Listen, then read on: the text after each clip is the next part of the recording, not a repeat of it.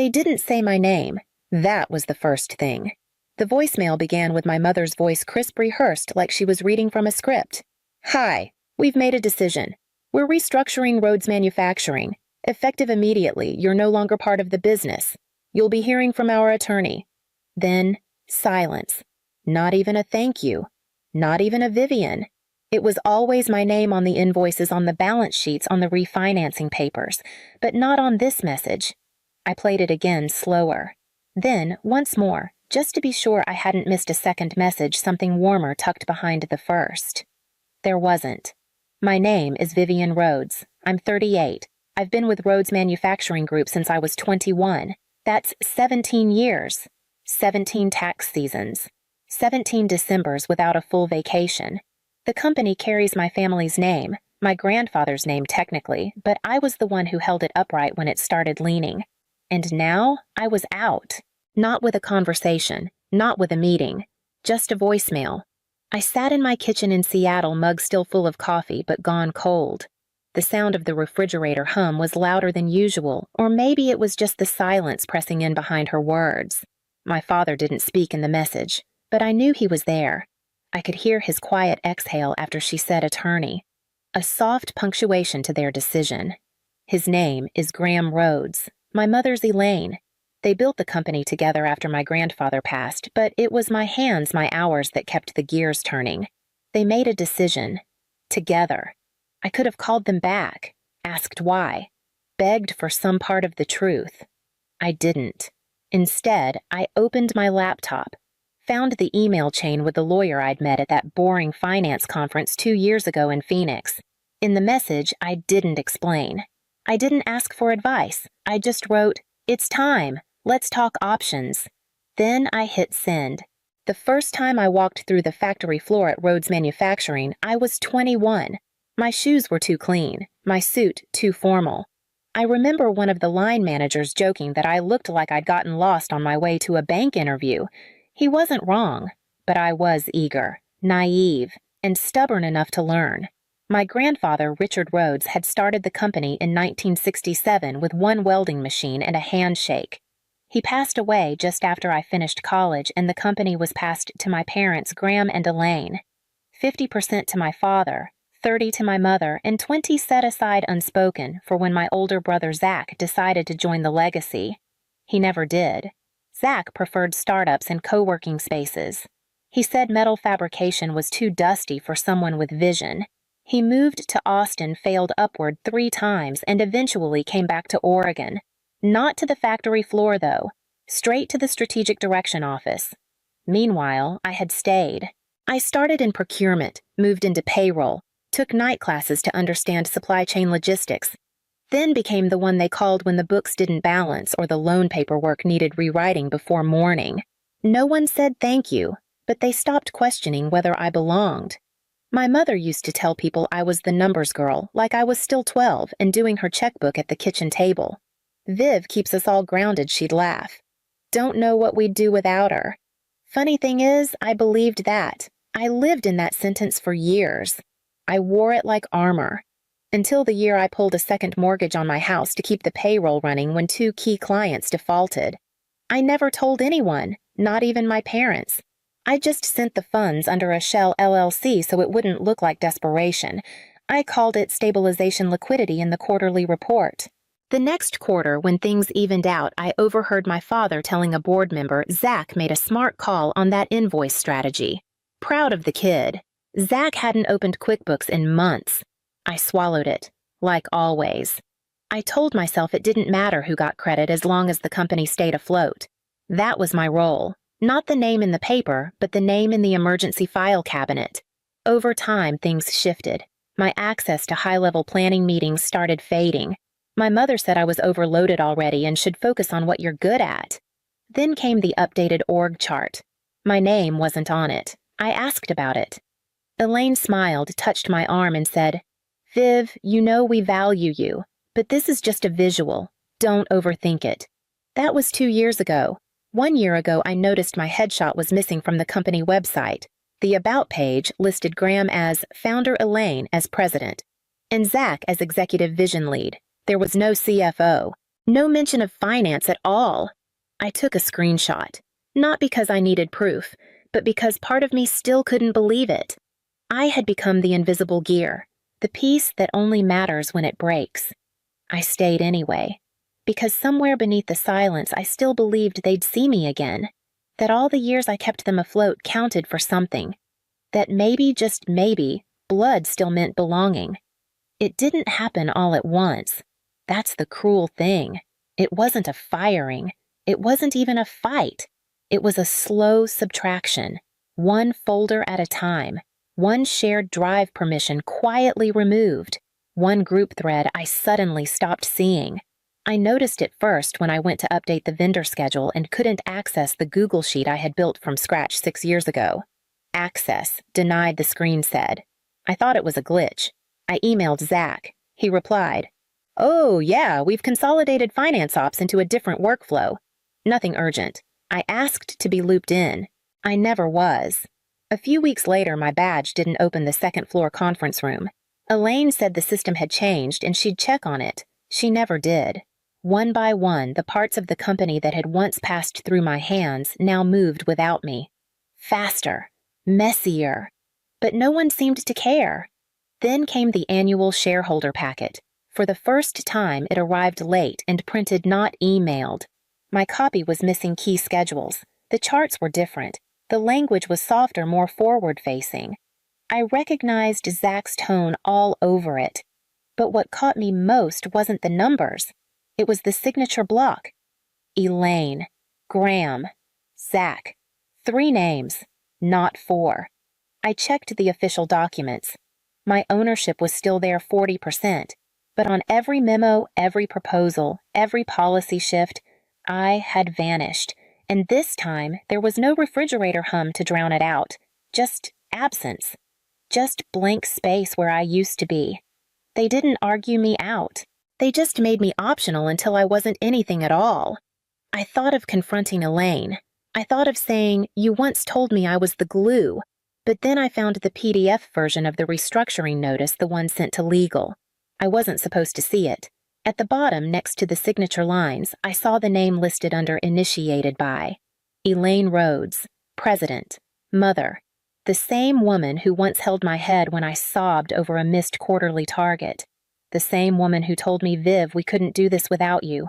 She had signed the document that said, "We no longer need you." I didn't respond. Not to the packet.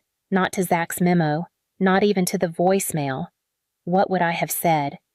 "You forgot me." They hadn't. They erased me. There's a difference. For a few days I waited, out of old habit. Some piece of me still half hoped someone would follow up, ask if I was okay. Say it had been a misunderstanding, that they'd fix it. No one did. And that's when something shifted. Quietly.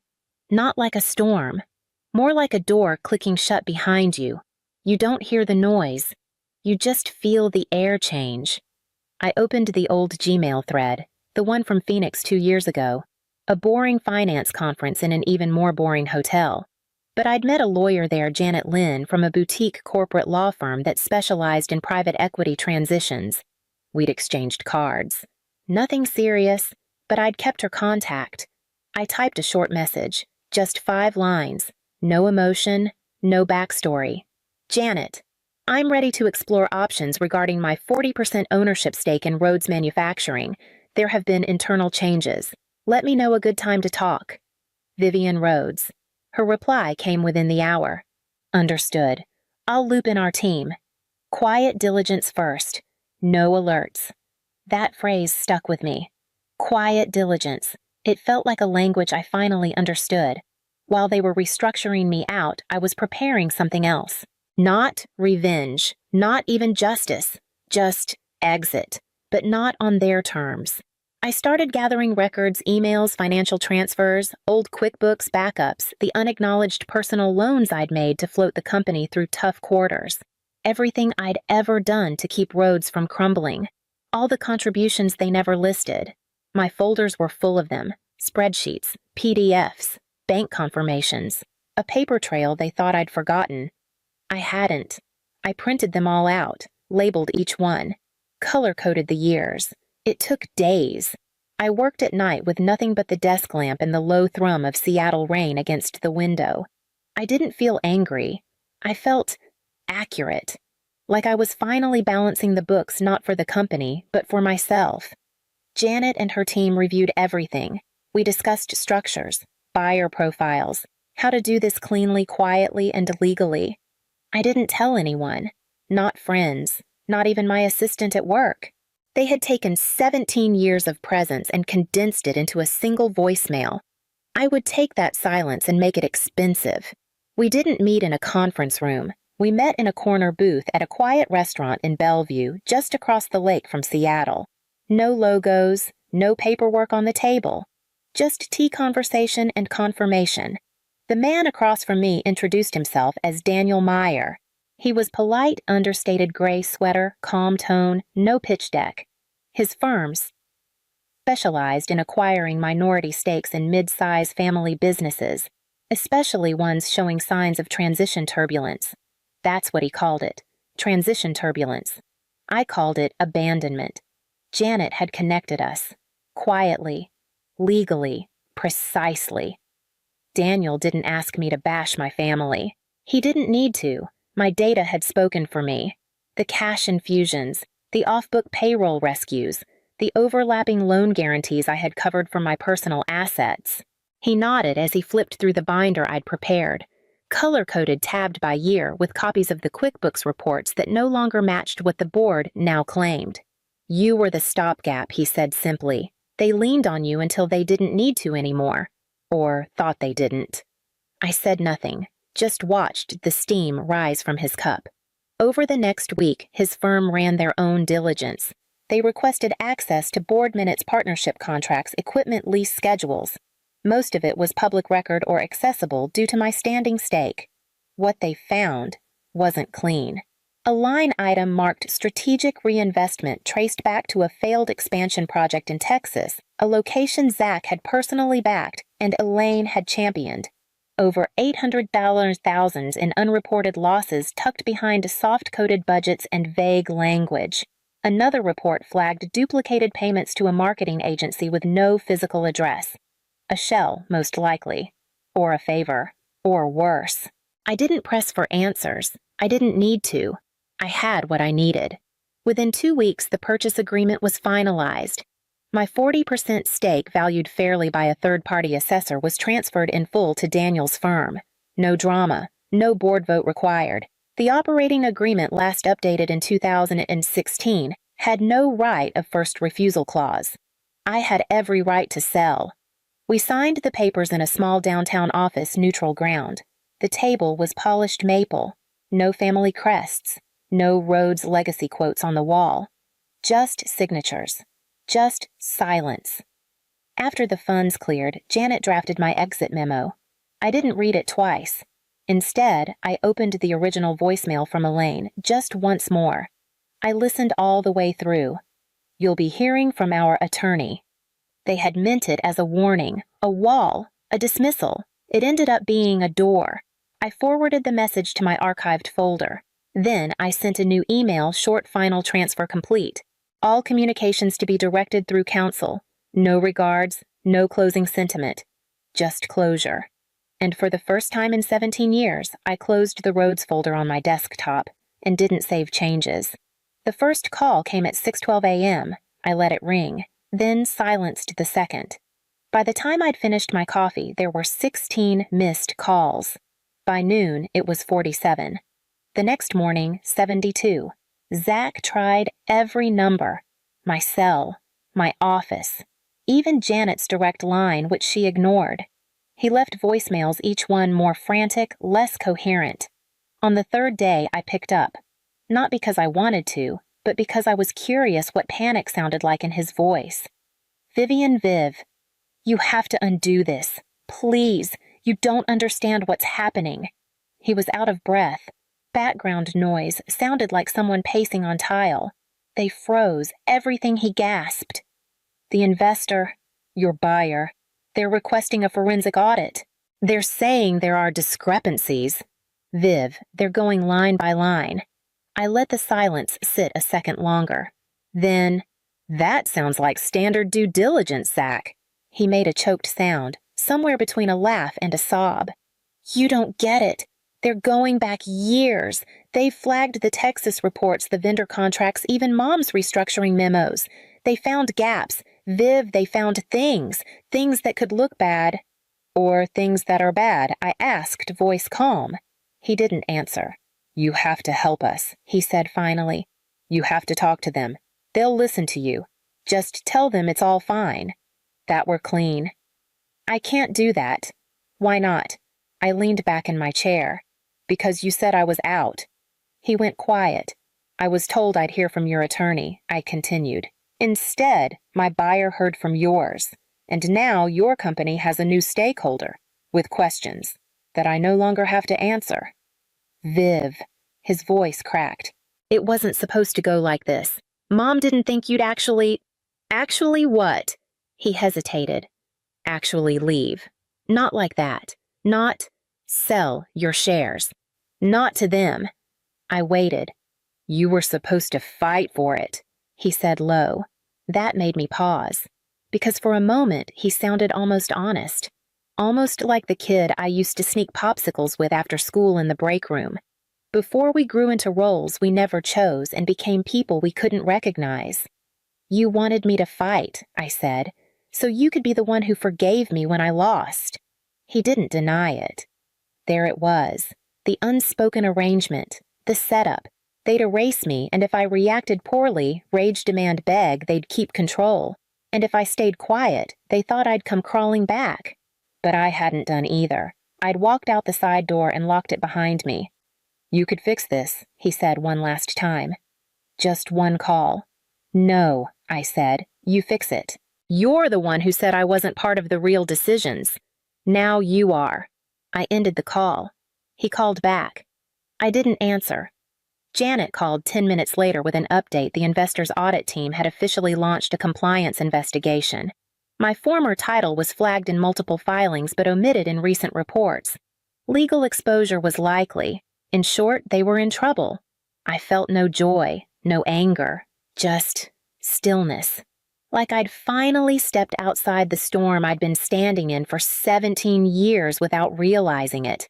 A few days later, I received an email from Elaine. Not to apologize, just one line. Can we meet privately? No lawyers. I didn't reply. I printed the email, slid it into a folder, labeled it after. And just like that, the collapse wasn't loud. It wasn't a bang. It was quiet. Like a building falling in slow motion after the last support beam is quietly pulled away. I didn't block them. I didn't need to. Zach stopped calling after the audit became public within the local business network. Elaine switched to emailing once a week, vague professional always signed, warmly Mom. Graham never reached out at all. I forwarded everything to Janet's office. Her paralegal responded with templated replies. I never saw the contents again. It was easier that way. Some part of me had expected the silence to feel like grief. I braced for it like a second storm behind the first. But it never came. Instead, there was a space I hadn't felt in years. Not loneliness, not sadness. Breathing room. I stopped waking up with my jaw clenched, stopped checking my phone every 5 minutes. I began having weekends again, coffee that stayed hot, sunlight through the windows that didn't feel wasted. For the first time in nearly 2 decades, my calendar was mine, not filled with board prep, not crisis control, not fixing someone else's mess while being told I was lucky to be involved. Just stillness. And in that stillness, I finally understood something. They didn't cut me out because I was weak or inconvenient. They cut me out because I made it work, because I had become the part they could never control and never fully credit. So they erased me. But here's the thing about being erased, it doesn't make you disappear. It just makes you harder to manipulate. The package arrived on a Thursday. No return address, no card. Just a brown padded envelope sealed carefully, my name printed in my mother's handwriting. Inside a photo frame. The same one that used to sit on the console table in the Rhodes main office, the one near the front lobby. In the photo, we were standing in front of the old warehouse, me, Zach, Graham, Elaine. smiling like we'd all earned the same place, like we'd built something together. Back then, I believed we had, but now looking closer, I saw what I hadn't seen before. The frame had a new chip in one corner. A hairline crack ran through the glass right across my face, not shattered, not intentional, just worn, like time itself had rubbed me out. I didn't fix it. I didn't hang it up. I didn't even keep it on my desk. I placed it in a drawer, closed it without sound, and with it closed the last open door. No rage. No need for closure. They had said, "You're out." And I had answered, "Understood." That was enough. Sometimes the final word isn't something you say, it's what you choose not to. And sometimes the most honest picture of a family is the one they try to return to you because they can't stand to look at it anymore. If you've ever been quietly written out of the frame, not for what you did wrong, but because they couldn't stand how much you held together, you don't have to explain. Just leave one symbol below.